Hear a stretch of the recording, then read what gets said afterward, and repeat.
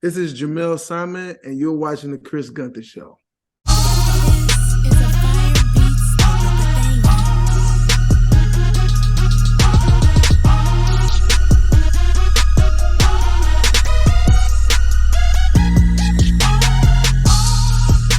What's going on, y'all? Welcome to the Chris Gunther Show. Thank y'all so much for watching. Remember to like and share this video. I would greatly appreciate it.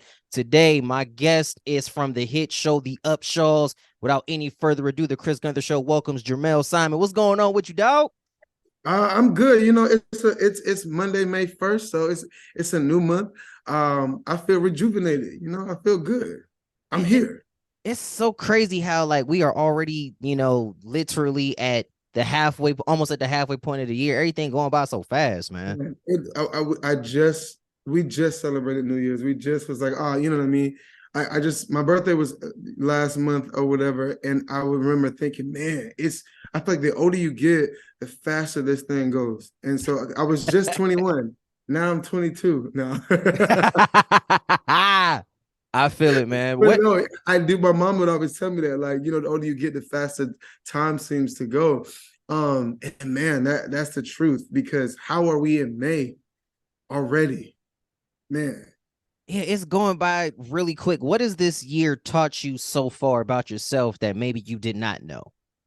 That's a good question. I think it really taught me to just kind of go with the flow. Like I have had so many things prepared that didn't go, or planned that didn't go the way I imagined it or wanted it to go.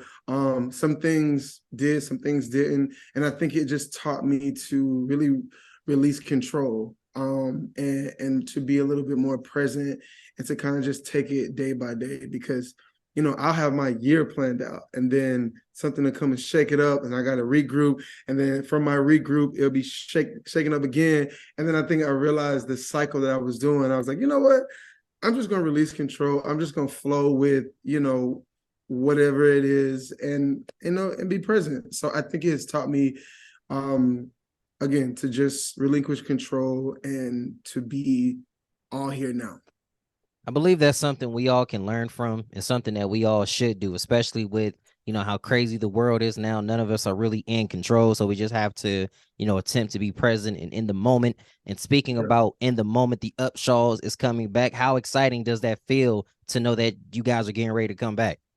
Man, again, I say it all the time, it's so surreal. I feel like I just started on the Upshaws, and then, you know, we were just speaking about how fast time is going. And I mean, it's been 3 years now.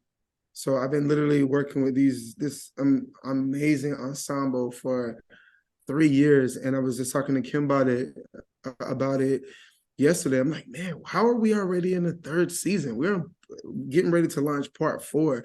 And I think to be on television for that long, for me, it's such a big deal, because I have been just wanting this since I was a kid, you know, like wanting to be on a TV show and living my dreams. And now I look up, I'm like, man, I've been on Netflix for 3 years now. Like, oh, I might have done something with my life, you know? So I have those realizations that I'm like, man, okay, you know, obviously there's more to attain, but like I sit in that a lot, where not only did I get on a show, but I got on a hit show, you know, Netflix #1 comedy, according to a lot of people. So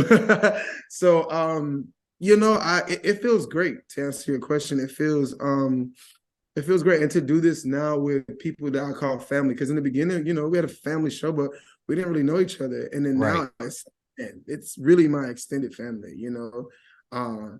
It could be dysfunctional at times. It could be great, you know, but it's always love, you know, like it's love. Just like any off-camera family, it's the same. So yeah, it feels great. One of the things that you cannot buy is chemistry. You guys have that undeniable chemistry, and it shows from, even part 1 to now coming on to part 4. Your character has evolved so much. What is it about your character that you identify with in your personal life as well? You know, just so many things, just being a father, being a family man. I think those are probably the most important. I think you'll get to see that you got to see it a little bit in part 3, where Bernard was kind of, well, his mom, Regina has the heart attack. He's kind of there for everybody, So I think having like the world, this idea of like having everything on my shoulders, sometimes that people use that as a bad thing, but for me, I like that responsibility. I like that pressure.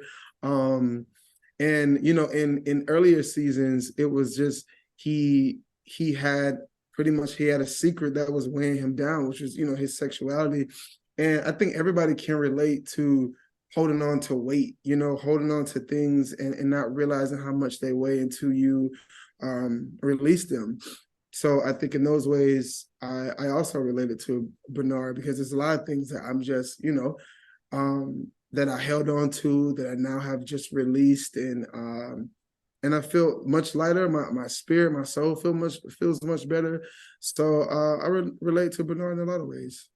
And as a father, I'm a father of 3. Yes, sir. Yeah, I have a 14-year-old, an 11-year-old, and an 8-year-old. They all so which will be 9, 12, and 15 now, which I still cannot even. I'm 22, so I don't even know how this is happening, to be honest. No. It goes by so fast too, like, man, it's just something to, see your kids grow up, and now you're growing up with them. You're on a hit TV show for Netflix. When you just, kind of take a second and just take it all in and breathe, how blessed do you feel to even be a part of what is your life? Because some people don't even have that. Man, again, it feels, it's especially when you have been wanting something for so long. Like, I've been acting since I was in the 3rd grade, and I've been, I kind of worked my way up. I did web series, I did community theater. I just love the craft. I love just the industry in general. And I think now to be able to do it, with the pros, I get to work with Kim Fields. I get to work, who just called me, by the way, here, because I was like, Kim, I got to call you right back because I'm about to do this interview. And then I just realized that my second interview is the one that's no camera. This one is camera. Well, I got to find a shirt. It's like, look, breathe through it. Just calm down. You got it. It's cool, So I get to call her a friend. I get to work with Wanda Sykes, who's also a friend who, like, I watch her just be a comedy genius. Like, she's just a genius. She breathes this, also with Mike, effortlessly just do this thing. So I definitely never let it go over my head. I think it anchors me a lot. Like, it doesn't exempt you from everyday life. I still go through things. Like, even right now, it's Mercury retrograde, so I'm kind of like going through this little I don't know what this is. Just take a deep breath, man. Just take a deep breath. Right. I just feel anxious, like, what, it's like it's something that needs to be done or whatever. So I think everyday life still happens to you, but I do sit back and I think, man, I'm living my dreams, and it just keeps expanding and getting bigger and bigger. I'm learning so many different things. I think that's another part of this, that while it is amazing that I have made it to the main stage, I'm still a student, and I'm soaking in all these things that, my castmates are giving to me, all these gems that they're dropping, I'm picking up, all the while making impact. I have a role that is helping a lot of people, and so I'm super proud of that. So yeah, again, it feels great to be walking in my purpose, to be living out my dreams. It gets to be able to show my children, it's possible. Like, it's possible to want something as a child and it coming to fruition if you just keep at it. Because the only thing that I did, as I just kept going, and even now, it's just like I want to reach new heights, and all I have to do is just keep going, keep pushing. It'll break before you break, So I always teach my kids that now, and now I'm able to be a living witness of it, and not just be, not it just be taught. So. Yeah, I'm definitely gonna use that. So if I quote you on it, I just want you to. I just wanted you to know it first, because I think I'm gonna have to steal that. Stole that from somebody anyway, so it's fine. It's all like recycling. Gotta recycle it. You're working with legends: Kim Fields, Wanda Sykes, and Mike Epps. What is the atmosphere like on set, especially with Mike? Man, it's wild. We're on the hiatus this week. But It's literally, I think sometimes Mike practices his stand-up. Like I feel like we get the first little intro to his stand-up specials or whatever, because he'll try different jokes, which they all end up being funny. But I sometimes sit back and think, man, people pay to see this. People pay to see Mike do his thing, and I get it for free. I get paid to watch Mike like be a comedian or get paid to laugh pretty much. So it is a lot of jokes. It's jokes with all of them, it's jokes with Wanda, and they all have different comedy styles, jokes with Kim. But I think people would be surprised at how focused they are too. Like, while they are comedians, they know that we're doing a show. They know that, like, hey, this ball got to keep going, so while I do get to laugh, I do, again, like I said, I learned a lot. I learned why they are so relevant, and why they, remain relevant, and have been for the last 20 plus years, because they understand the assignment, they get the job done. I mean, we laugh here and there, which is a lot, because we have great writers, because even if they came in and they didn't tell their own jokes, we have writers that the magic is on the paper, so it's a constant thing. We're constantly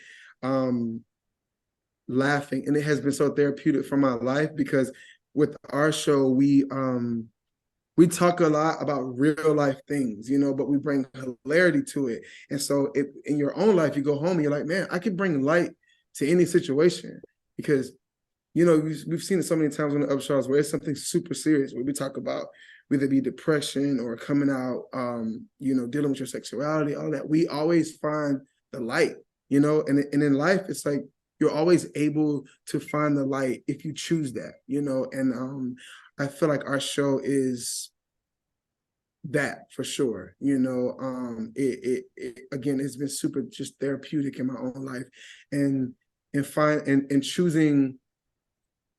You can choose happiness in any situation. It might be a little bit harder, but you can always choose that. And I feel like the show has really helped me off camera to choose the light, if that makes sense. Makes perfect sense. You guys are coming back, season 4, part 4. What can the fans expect? Obviously, laughter is going to be at the forefront. That's our number one goal, is to make you laugh. And I think second to that is being real. Like, when you see this Black family that is like, sometimes I'm in the show and I'm like, man, like you said about the chemistry, we have such great chemistry that it scares me, man. Like Kylie, for example. Kylie, no one can tell me Kylie's not my little sister. Like, we just mesh and vibe together. Same with Journey, same with Donna, so you can see a lot of great family moments, things that think pieces that make you think, but also make you laugh. I think we have our show, we have great cliffhangers, we have great like twists and turns, and I think the writers, as great as they are, they have upped the ante a little bit more, even on that, with the twists and turns. So it's like your Norman Lear style sitcom, but then it always has this twist that keeps you on the edge of your seat. So I think we maintain that, and we go a bit further in the next season. So it definitely leaves me on the edge of my seat, because I always loved, how the episode goes, but I always know in that last 2 minutes, it's gonna be something that is gonna make me be like, dang. Yes. Like, y'all had to end it like that, but I understand, because you do that because you want people to, watch the next one. I have to pace myself not to watch it all in one day, because I really will. But I'm like, nah, I gotta have something to watch during the week when I'm, chilling and all that good stuff. Wish we had more time, man. We coming to the end. One of the questions that I always ask my guests, particularly, I can rephrase it now because it's one of my favorite shows. Which other cast member would you like to see me interview next on the Chris Gunther Show? And if you could help a young brother book him. I got you. I think Kylie Spraggins, we call her K Spraggs. She plays Aaliyah on the show. I think she would be a great guest. She's full of energy. She's young. She has a fresh take on life. And I will for sure help you to set that up. for sure. My I dog, wish I appreciate. could do that. Yeah. I appreciate that, man. Before we jump out of here, if anybody wanted to connect with you and follow you on your social media platforms, how can they do that? Everything Twitter, Instagram, TikTok, Facebook, it's all Jermelle Simon. So JermelleSimon. And when does season 4 premiere? Season 4 premieres August 17th. I appreciate that. Nothing else needs to be asked, ladies and gentlemen. Jermelle Simon on the Chris Gunther Show. Be sure that y'all check him out on part 4 of the Upshaws. Cue my theme song. I'll see y'all next time.